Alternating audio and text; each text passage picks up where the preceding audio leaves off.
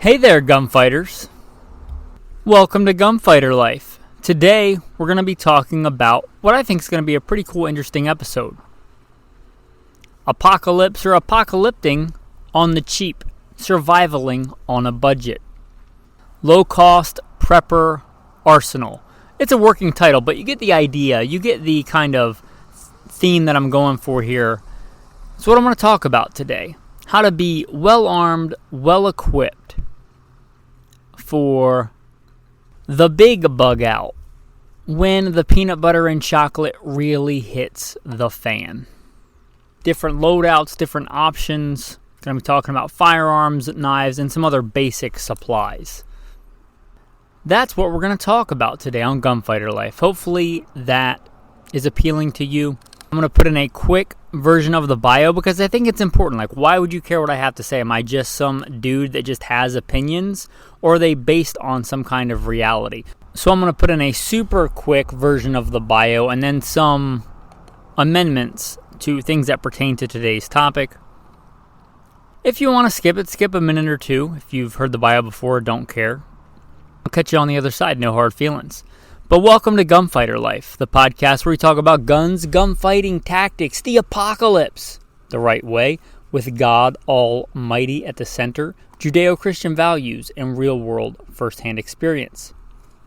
I am blessed to serve you as host. Bio. First and foremost, I am a Christian. That is number one in my life, serving God, following Jesus. Combat veteran, served in the United States Marine Corps and the Army. Also, law enforcement veteran, private contractor, state rifle and pistol champion. Professional big game hunter and guide. If you feel called to support, check out Patreon. There should be a link in the show notes. With that, I am your host, Michael Milito, and I am blessed to serve you today. Now, quick amendments. I was in the initial invasion of Iraq. I was attached to some more outside-the-box type warfare during the initial invasion. I was blessed to be a part of that. That's all I'll really get into in detail. But we were there before it fell apart, whereas subsequent deployments and people even that came a few weeks after only ever saw Baghdad in chaos.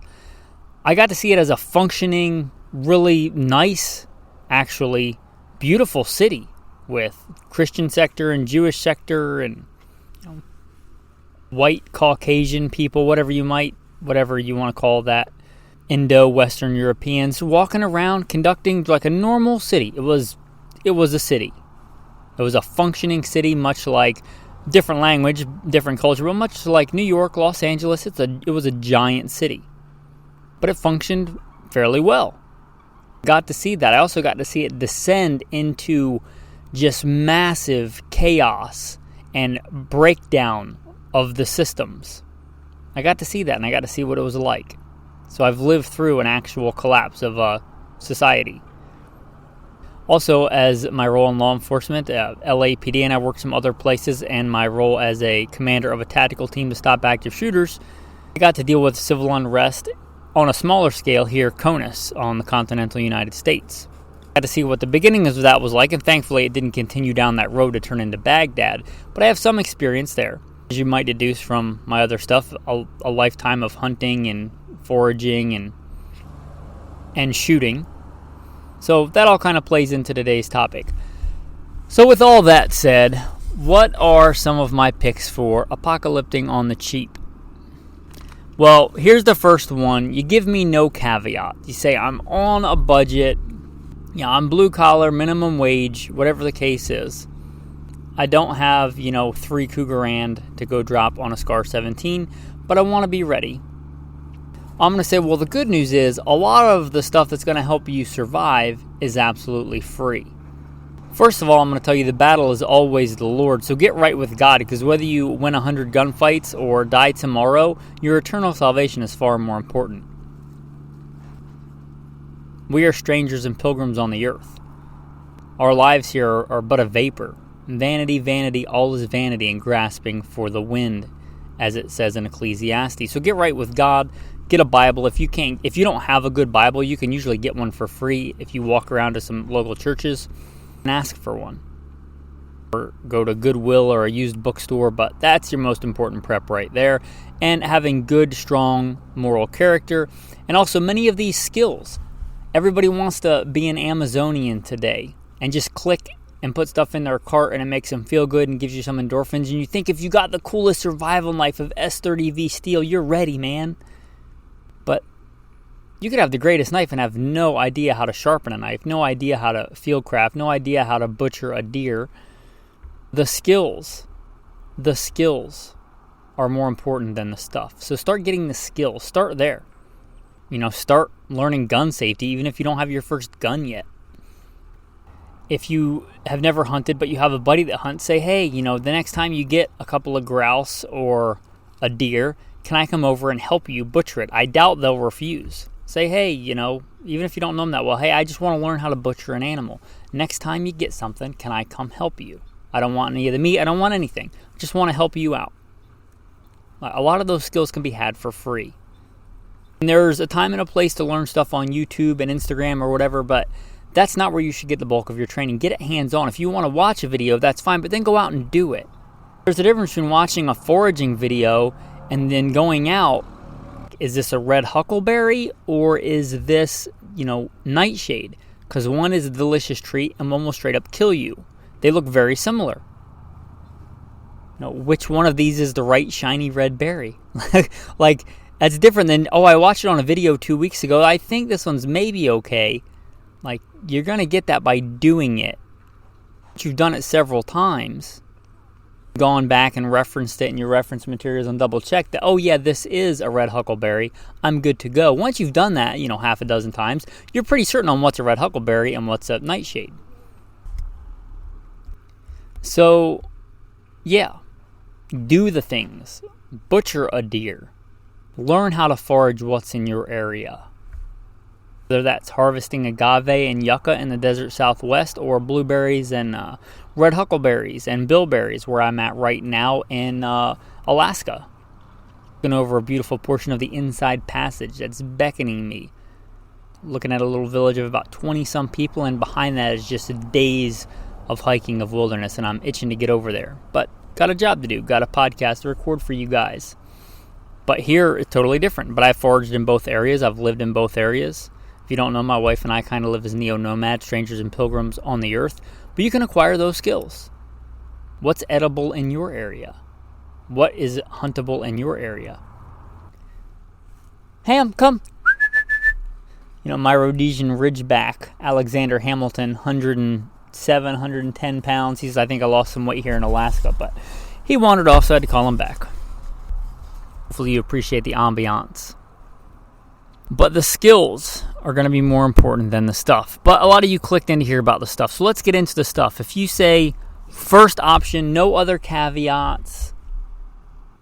You ever watch Doomsday Preppers and you're like, I'm prepping for peak oil in, December of next year. I don't know what the future holds, right? I don't see the future. You don't see the future unless you're a prophet of God, and I don't pretend to be a false prophet. I don't know what is going to happen, but I know from God's word what's contained in that, even though I don't know exactly when or how it's going to unfold. But you can expect war, famine, pestilence. But in a broad category of being ready, if you give me no other caveats, here's my first loadout for you.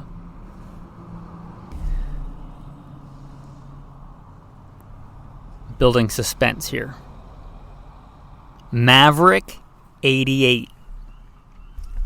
Go to a store that's got Maverick 88s. Got them on sale, even sometimes they run them on sale.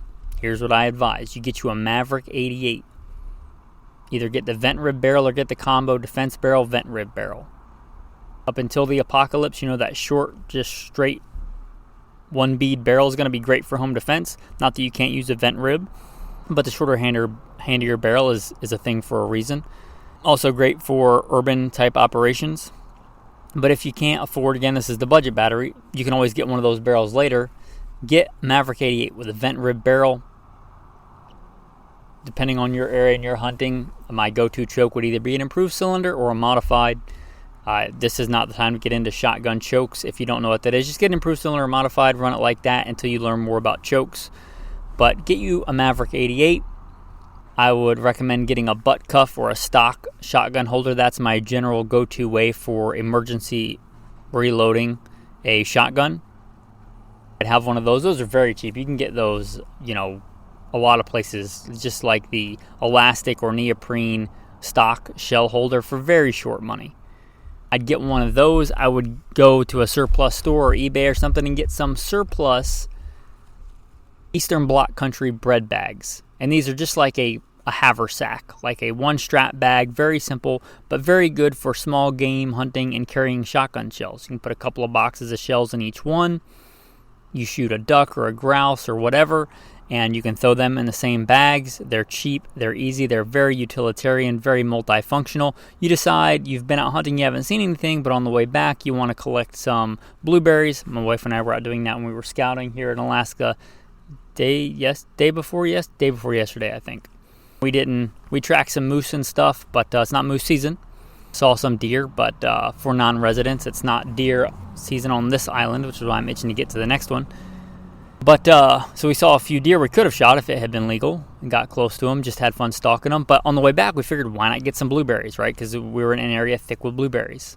You got that bread bag, you can pack it up full of blueberries. A good hunter-gatherer is somebody that brings home calories, whatever.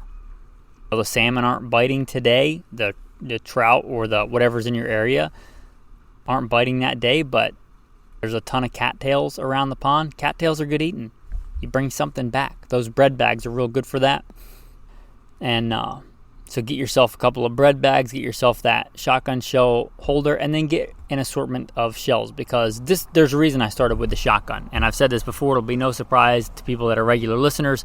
The shotgun is the most versatile.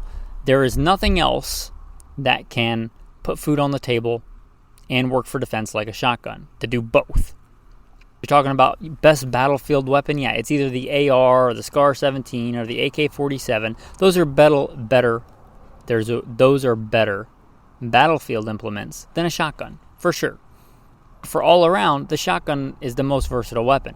Nothing else can you hunt a dove or a quail or stop a charging grizzly bear with. Shotgun will do all that by changing the kind of ammunition that you feed it. So get comfortable with it, train with it a little bit, get you a little bit of just whatever's cheap at Walmart or other store, a case of 100 rounds of just 7.5 shot or 8 shot, whatever's cheaper. Train with it, and that's good small bird shot. So you'll have some of that for quail, dove, things like that. And then I really like number 6 shot for being super versatile. It's probably the most versatile to me of the bird shots. It's a little big for doves and quail, but you could do it. It'll also take down, a lot of your other small game, things like pheasant. It's good for even things like turkey. It's not the best, but it'll take out a turkey if you shoot it in the head. Reasonable ranges. And then before they mandated steel shot, and steel shot is lighter and it's mandated for waterfowl hunting, but before that I think it was not uncommon to have number 6 lead shot for duck. And if you're talking about the apocalypse, maybe those steel shot laws are no longer in place. So number 6 shot is a good versatile bird shot for that. I'd have some of that. If you want a little bit bigger shot, like you decide instead of number 6 you want number 5 or number 4, that's fine, depending on your area. And then I'd have a variety of buckshot. I like number 4 buck for my go-to defensive load, for home defense, for a lot of things, for my go-to hunting load. I have slain, beast with the number 4 buck. I prefer it to double-aught buck for many things, not everything. I'd also have some double-aught buck if it's going to be your truck gun or for things like that. And double-aught buck, and I'd have good old Foster slugs. Not just whatever Foster slugs. I'd buy a couple of different boxes and actually shoot it and sight it in. Figure out what slug shoots point of aim, point of impact for you when fired by you and your gun. But either a Foster slug or a Bernanke slug, not a Sabo slug. Those are meant to be fired through rifled barrels, which I did not recommend. But a Foster or a Bernanke slug, you might look at those. I have a variety of that ammo. Have a variety of that for your loadout. And go to a couple of different Goodwills or Salvation Army thrift stores and look for a good pack. Something that's not tactical but doesn't give you away. Like, you don't want a hot pink or a chartreuse, backpack. Gray or black even. I'm not the biggest fan of black, but gray or black or something that's not obnoxiously colored. In some kind of what I would call like urban camouflage. Like, it's clearly not tactical camouflage, but let's be honest. The main reason for camouflage is to break up your outline. So any kind of thing like that that'll break up your outline is fine. For this, if you're really on a budget, you're also going to probably want to store food, no matter how great a hunter you are. Easy one to do. Get 5-gallon buckets and quick oats. A lot of people recommend beans and rice, and that stuff's good too, but I think quick oats are your best bang for your buck. A big reason is time and energy to prepare them. You have to cook rice, you have to cook beans for quite a long time. That requires time and energy, which you might not have the liberty of or may spend better elsewhere in a post-apocalyptic scenario. Quick oats, you can cook them if you want. Make some porridge, make some oatmeal, throw some meat in there, throw whatever you want in there with your oats. You can also just add water to them and literally eat them. You don't even have to cook them. You can just, if they're quick oats, soak them in water and eat them. That's a big advantage to me. So at least at first, stock up on the quick oats. Maybe stock up on some peanut butter when it's on sale. Higher in protein, higher in good fats. It's not the best diet, but it'll keep you going. Good old ramen noodles. They're not the most nutritious of foods, but they're lightweight and they're cheap. And you can get a couple different varieties, so you're not going crazy. But there you go. And for this loadout, a good knife to pick, a Mora. It wouldn't be the one knife, but if I were really on a budget just starting out, a Mora, they're a good knife. I'd rather have a decent Mora fixed blade knife than a much more expensive folding pocket knife. Especially if you're talking about paired with a shotgun where you can take all sizes of game. A decent sized Mora is not a bad fillet knife.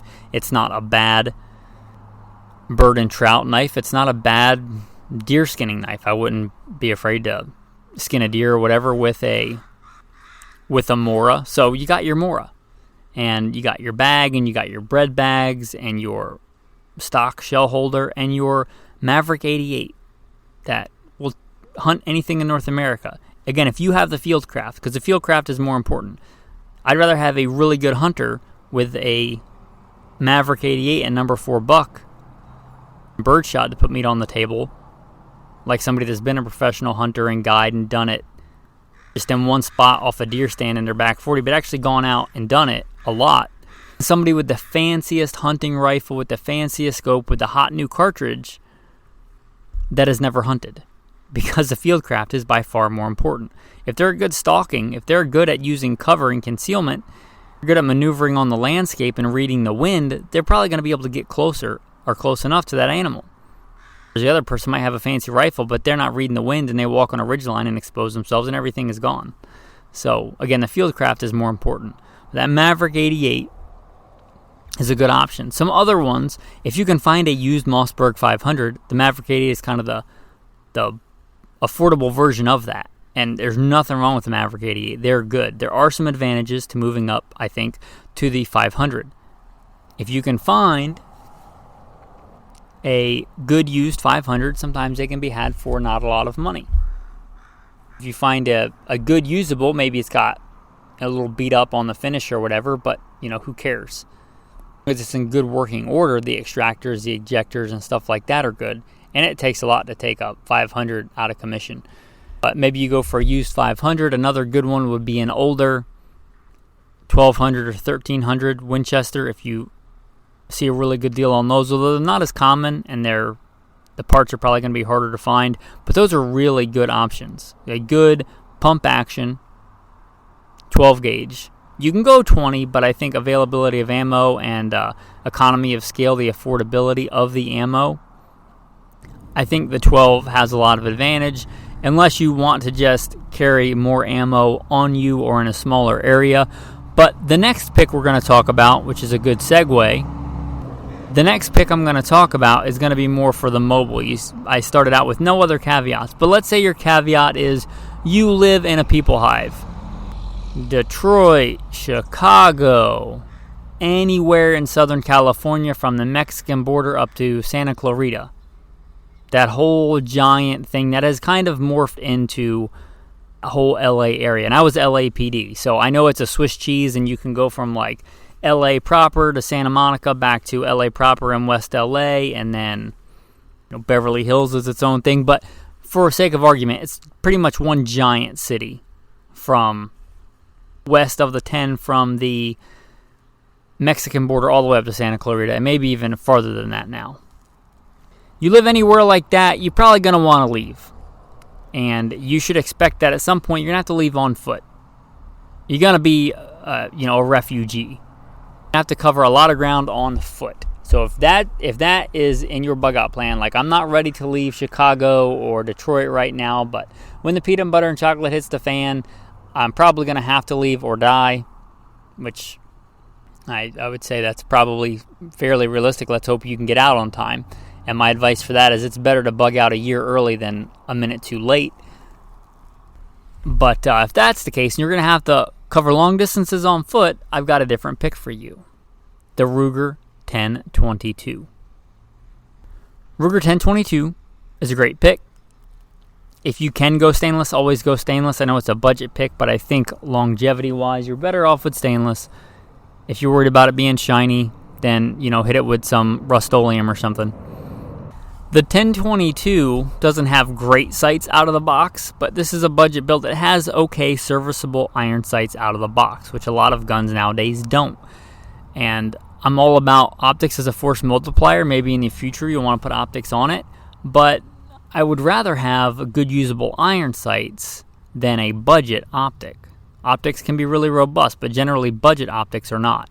So just a 1022 with its iron sights is not a bad setup. Again, I would go stainless steel. I think there are a lot of advantages to the takedown version in this scenario, especially if you're moving through a non-permissive environment. But if you're on a budget, you may just end up with the standard 1022. The standard 1022 is a good rifle. It's very reliable. It's 22 long rifle, which I don't know how new to guns you are, but it's generally the cheapest, most available ammunition. It's affordable to stockpile, and you can carry a lot of it. I would not advise this as your apocalypse plan, but you could throw on a pair of cargo pants and dump 1,000 rounds in your cargo pockets and head out the door. I'm not advising you to go shirtless with cargo pants, maybe Crocs into the apocalypse with your 1022 and a cargo pockets full of ammo, but the fact that you can fit 1,000 rounds of 22 long rifle in cargo pockets tells you how much you can carry. Pretty much nothing else on the list today are you going to be able to carry 1,000 rounds. So let's say you're going to actually want to carry 1,000 rounds, which you could do in this loadout, then that's a big advantage because you can carry that much ammo. Hopefully you don't get in that many firefights along the way, but when you get there, you could get established. Hopefully you have a bug out location picked out, and you can have a long time before you need to resupply on ammo, because in this kind of situation, ammo might be hard to get, right? So having that 1,000 rounds, that'll last you a long time if you're judicious with it. Now, you can shoot bigger animals with 22. I know plenty of animals have been taken out. Bigger animals with 22, it's not a great deer hunting round. It's really not. You are really good at marksmanship and really good at that fieldcraft and poaching, which poachers use a 22 long rifle or 22 Magnum. But if this is you, you're probably not good at that. And you're probably not great at deer anatomy and things like that. I would stick to the smaller game. Especially in this scenario, if you're on the move, Oscar Mike, what are you going to do with the deer if you shoot it? Especially you're talking like you find one of the desert mule deer in Southern California and you shoot it and it's 100 degrees and you're on the move. That's a waste of a lot of deer.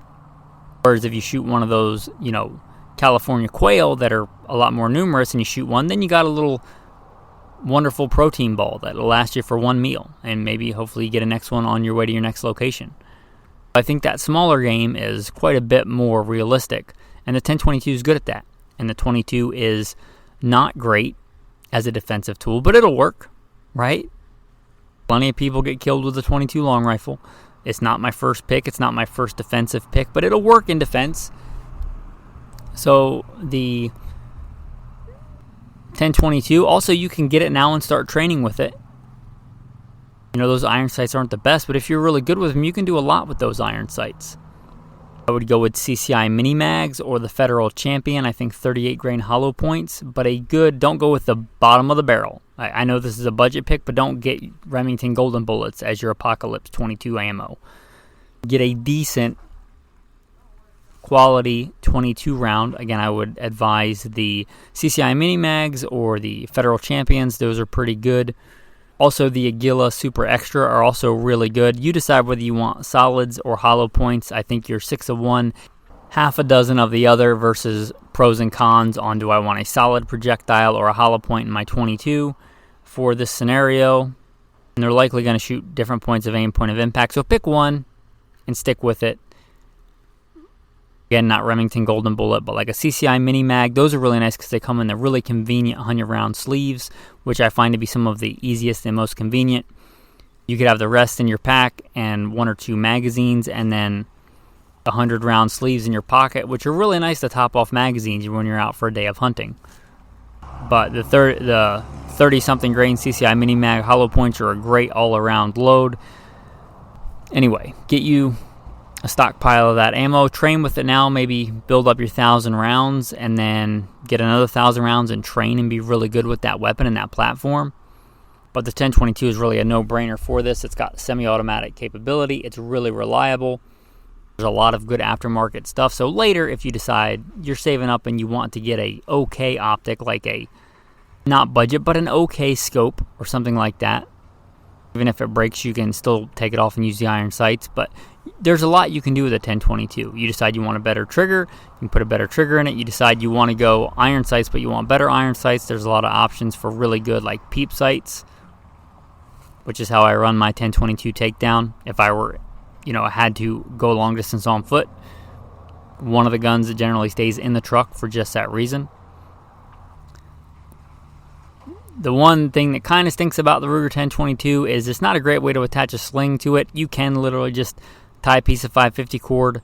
If you're on a budget and you don't care, just drill a hole through the stock in a couple of different places, which I've done to mine, and attach little loops and attach 550 cord to it. And it's an okay sling.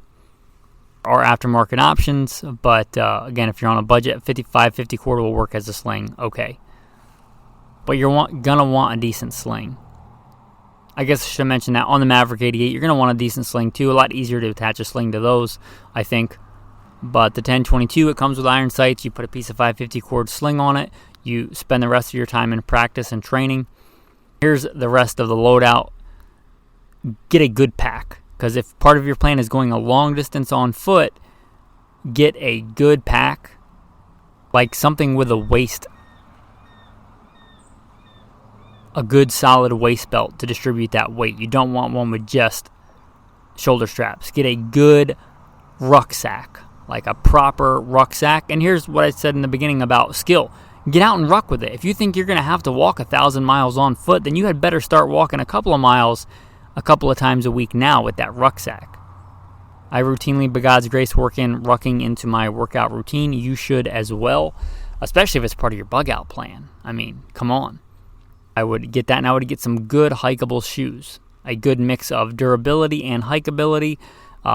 Once you've done it for a while, I would go actually away from boots to trail runners if the terrain permits. I really like trail runners for covering long distance. But if your ankles aren't there yet and you're doing really nasty terrain, a lot of cactus, you might consider, or really wet environment, you may consider boots. But I would really spend a lot of time on my pack selection and my boot selection. Because in order for your hands and your eyes to do the fighting, your feet are going to have to get you there, get you out of a situation. So don't neglect that. As the saying goes in working out and like bodybuilding, don't skip leg day. So the pack and the footwear, super important. Really good premium quality socks, super important. Because you can have the coolest tactical kit in the world, but you get nasty, bloody feet in this kind of environment and you start dying of gangrene and you don't have antibiotics, then, it doesn't matter how cool your tactical kit is. You're in the middle of the desert and you've got infected feet. You can't make it to water. That's a bad day. Or you're in a really wet environment bugging out and your feet just get infected and you get trench foot because you don't have proper footwear and socks and don't know how to take care of your feet. A lot of those skills are free. don't know to take a break and put your feet in the sun, to let the sun disinfect your feet every now and then. Stuff like that. Skills that you can get for free. But the pack, and you're still probably going to want to carry calories. That should probably be the bulk of your pack, actually. Proper footwear, proper change of socks, decent clothing options. That's your first line of shelter. And good mobile calories. My number one pick for good mobile calories, the first one I said peanut butter. This one I'm going to just say peanuts. Peanuts are easier to eat, Oscar Mike, on the move. You don't even need to stop and break off a stick and shove it in your peanut butter to eat it. You can literally eat it while you're moving. You can have those, for lack of a better term, cylinder jars of peanuts. They're super cheap and affordable for the amount of calories that you get. You could literally fill a pack with mostly those. That's a lot of calories. I would get some salted and some unsalted, but if you're not eating a lot of processed food, your body needs salt, especially if you're doing a lot of sweating. So I would get some salted peanuts. They're usually no more expensive, so it's like a bonus.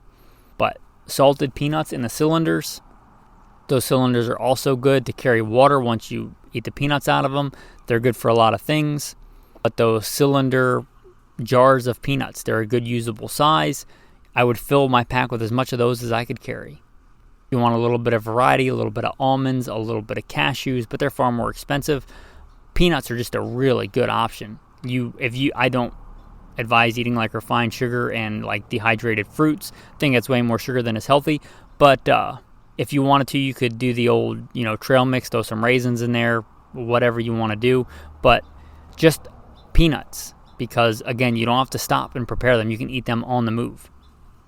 A good metal water container so you can boil water if you want to. You can cook in it if you do get some small game and you want to make yourself, a nice broth. Even boil the bones down because you're really low on calories. A good metal container, just a good stainless steel water bottle. They're a good thing to have. I'd have that in there even on a budget build. So that would be my budget Oscar Mike on the move loadout. Little caveat to this. One of the first things that I would consider adding to this would be something like a Heritage Rough Rider or the Ruger Wrangler. They're very inexpensive, especially the Heritage. They're very inexpensive, albeit single action 22 long rifle revolvers. And why? Because if you're in this scenario, especially leaving a big urban environment, it's likely you're going to deal with some, let's say, authoritarian restrictions of freedom. You might have to get through areas where maybe it's as bad as people they see with guns just get shot. Like they say no guns, and if you go through there with a gun, that's it. So your options are get shot by a bunch of people that outnumber you, get into a massive firefight, a bunch of them with their AR-15s and proper rifles, and you with a 10-22, or just ditch the 10-22 and look like any other refugee, because there's so many refugees, they're not stopping to search everybody. So in that scenario, if this is you trying to leave a big urban environment, I could see those actually being real scenarios where you're just not allowed to have a gun. And in that scenario, you might save up first to get the takedown 10-22 and put it in your pack. Or, again, the next thing you might save up and purchase is that Heritage Rough Rider. It's a single action, not the greatest rate of fire, but they're cheap and gives you some distinct advantages. If it's a regular 10-22, you might be able to completely disassemble it. They're not that hard with an Allen wrench. Stow it in your pack. Again, if not everybody's getting searched, it's a lot easier to conceal one of those revolvers. That's the whole point of a handgun, is you can have it on you. They're easy to conceal, especially in this kind of environment. You're probably going to have a coat or a jacket. You could have a gun when you wouldn't normally be able to have the long gun. In a lot of situations, where people might do bad things, having a gun ready is better than having a gun to assemble in your pack, even if that's a better gun. Having that Heritage Rough Rider also, if you want to arm somebody else, then you have another gun that takes the same ammo. Also, once you get to where you're going, there may be times where you're not out hunting, you're not out doing this or that, you're just doing normal things, and you still want a firearm on you. That's what handguns are great for. And again, it takes the same ammo. So that might be your next purchase after good pack, after good boots, after your calories, things like that. After your good water container. And on that, I would also save up and get Sawyer Mini. I like them better than the Life Straws. The Life Straws are okay too. A cheap way to purify water, because dirty water kills a lot of people. And if you're on long distance bug out on foot, really is a good chance that you're going to have to drink some less than pristine, clear glacier water, right? So, yeah, I would consider that. Moving on to the last one. And it's probably what a lot of people go to first. But again, this is no other caveats. I don't think that the apocalypse here in America is going to look like Red Dawn. You know, the odds of a foreign army invading here are not zero, but I don't think it's the most likely. If you're talking about a more organized military being a threat, or you just want to go this route, I've said this before, I don't think where the vast majority of people in the United States live, east of the Mississippi River, with that population density, deer hunting is a good long-term strategy. It might work the first week or so, but in the first week, you probably don't want to be out and about anyway. Unless you're bugging out again on foot, you probably want to be hunkered down, because a lot of bad stuff's probably going to go down. Let that stuff work itself out, probably. But if you look at the deer populations during the Depression, deer were really scarce in big chunks of the country east of the Mississippi. And look at what the population was in the 1930s versus 2023. I don't think that's sustainable. As much people as like, oh yeah, I'm just going to hunt deer. I'd caution you on that. And this is from somebody that's been a professional big game hunter and guide. I don't think that's a long-term sustainable way to get food. Now, if you live in northern Idaho or where I'm at here in Alaska or Canada, certain parts of Canada like Alberta, British Columbia, yeah, I think hunting big game can be viable, and this might be your choice in that. Or if you, again, think it's going to be a more battlefield type environment and you're on a budget and you're also going to want to put meat on the table, like big game meat. The SKS. I got thinking about this the other day doing Weapons of Canada, Guns of Canada.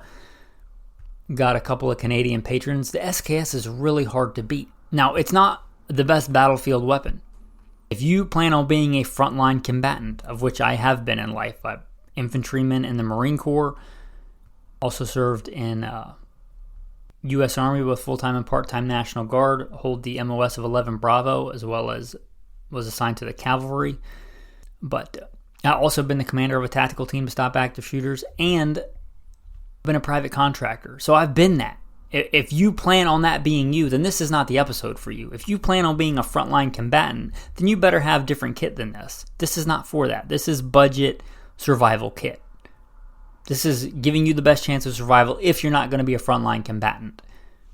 If you're going to be a frontline combatant, likely you're going to be drafted and you're going to get whatever you get. You're going to be forcibly relocated to serve on whatever side gets you first. That's not unlikely. Or you just plan on having your own militia or whatever, in which case this is not the episode for you. But if you plan on, the kind of scenario where you want a center fire rifle, the SKS really is a really good all-around rifle. I've said it before, when I was growing up, it was kind of the redneck, poor man's hunting rifle in the South. I grew up poor in the rural South. It was one of the most common, in fact, the most common one that I knew of, hunting rifle, the SKS. Why? Not because it was the best hunting rifle, because it was cheap. You're talking, there was a time you could get them for sub $100, and you could get the surplus ammo cheap. Is it the best deer hunting rifle? No. But a lot of rednecks killed a lot of deer with a lot of SKSs. It's a good hunting rifle. I do believe it's still used in some of the poorer communities in North America for putting meat on the table. It's good at it. It's a good, very reliable semi-auto, which makes it kind of blend into that fighting role. And it's probably, in my opinion, the best intermediate cartridge. Now, there's advantages to the 5.56, but if you ask me, round for round, best balanced intermediate cartridge, I got to give it to the Russians. The 7.62x39 is probably, in my opinion, the best all-around intermediate cartridge. This gun fires that cartridge. You get 10 rounds. Some countries limit you to 5. But semi-automatic, good, reliable, intermediate cartridge firepower.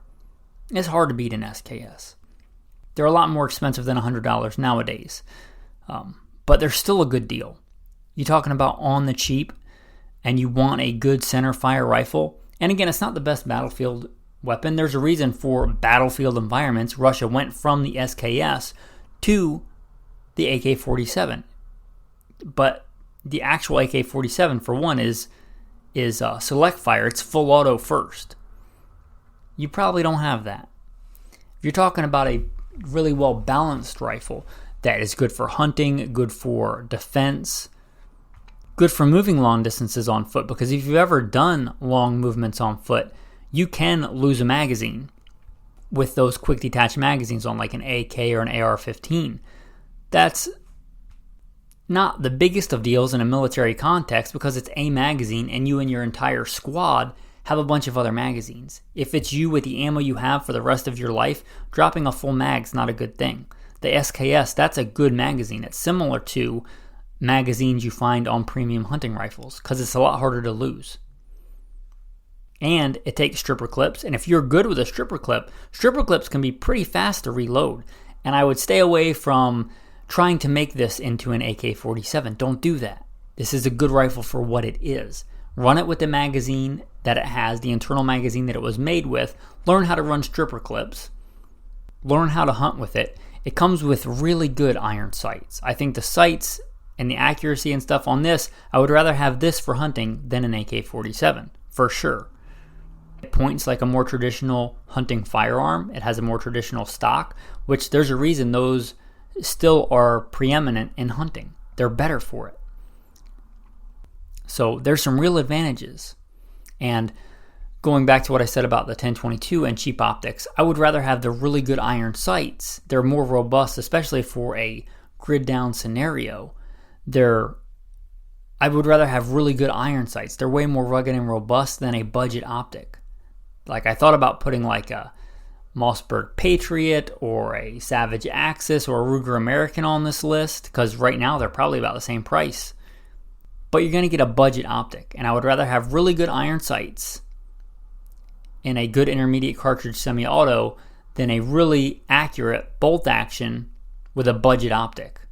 That's not what I want for apocalypse stuff. If you're just talking about getting into deer hunting on the cheap, then yeah, go that route. If you're talking about really good all-around rifle, if you find yourself in a sticky situation, you got to work your way through a roadblock or you have to take on one or two people trying to rob you, I think semi-auto is way better.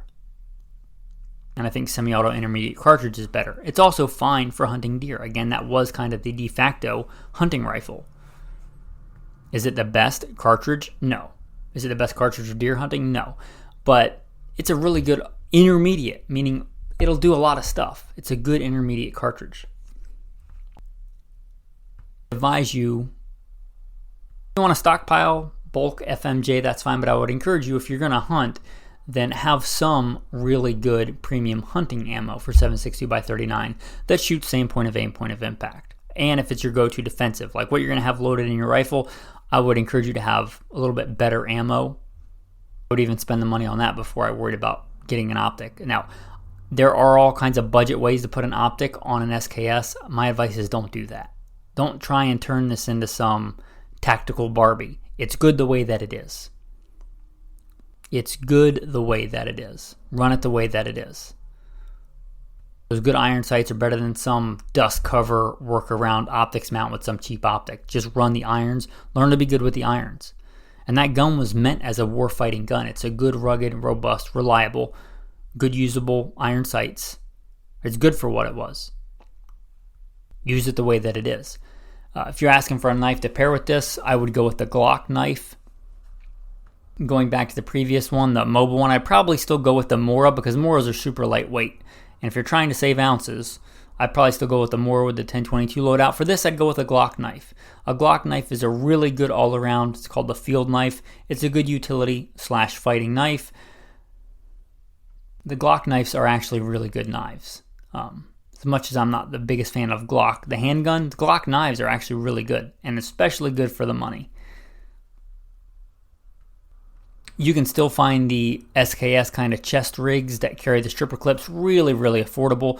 I would look for one of those. They're not the best. You might decide you want something else later, but for a budget kit, they're super cheap. Even if you don't want to carry it like a chest rig, you might just put the ammo in it and put that in your pack. And if you're thinking this kind of scenario, there's a good chance you may have to bug out and relocate. Hopefully not, hundreds of miles. So you might do a mix of the kind of food that you want to store. You might have some quick oats, some, ramen noodles, and some peanuts, peanut butter. Some high calorie, dense, easy to eat on the move food. And if you're talking about a more center fire rifle kind of scenario, you're going to want some kind of pack that you can shoot that's not going to interfere with your shooting positions. And I'd probably go lighter because the firepower versus mobility equation. There's a reason when you're in the infantry and stuff, you have a big rucksack. But in general, if you're getting ready for a fight, you drop the rucksack and you have an assault pack. So you might look at something more like an assault pack. And that can literally be, and that's about the same size and stuff. If you look at a military assault pack, it's about the size of a JanSport backpack. So you either get one of those in a subdued color or just get a surplus, assault pack. They're not very expensive. And that's going to be the last loadout we're going to talk about. And that's going to make me think about the tactical tip of the day. Now, I've been issued many camo patterns over the years. When I first joined, it was polished black boots and woodland camo. And when I got out of the Army, it was multicam. Ran the gambit. One of the patterns I was issued might be one of the worst camo patterns, period. And that is that ACU. That Army kind of concrete, kind of gray, greenish, very light colored camo. It's not great camo. But if you're talking about on the cheap, it is still camo. And it's pretty big on the surplus market right now. So if you're looking for a kit, it's likely cheap in that camo pattern because the Army moved away from it. It's one of the last camo patterns we jettisoned, so it's available and affordable. The tip is you can dye it. Most of the stuff, depending on what it was made out of, you can dye. RIT dye is a thing. You want to make it a little bit darker, get some black or some brown RIT dye, and just subdue it. The whole point of camo is to break up your pattern. If you want it a little bit darker, make it a little bit darker. If you want to go even cheaper than that, get some spray paint.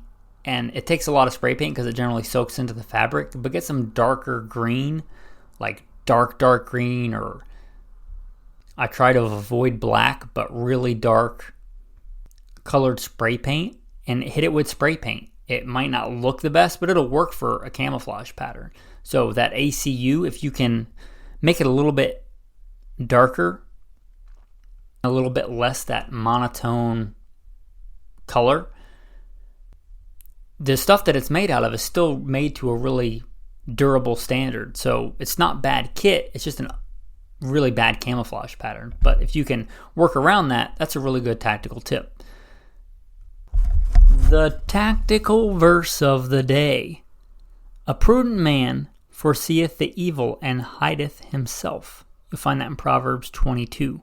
A prudent man foreseeth evil and hideth himself, but the simple pass on and are punished. I think a good prudent verse for this episode. Anyway, I hope you enjoyed this episode. Maybe you're super into guns and you have some guns that aren't budget guns, but maybe you have somebody that you know that is getting into the world of like defensive preparedness, let's call it, and maybe this is a good one to share, or somebody you want to be into that.